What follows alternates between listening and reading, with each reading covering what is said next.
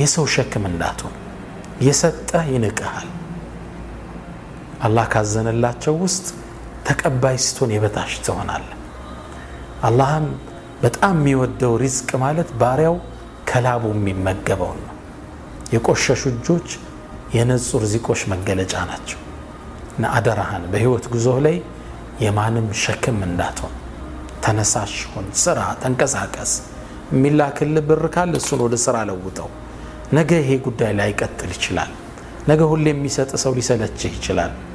በህይወት ጉዞህ ላይ ሰጭ እንጂ ተቀባይ ላለመሆን ጥረት አድርግ። ምድር ላይ አጋዥ ረጅ እንጂ የምድር ሸክም እንዳትሆን። ሙስጠፋ ሳዲቅ ራፊዒ ምን ይላሉ? አንድ አባባል አላቸው።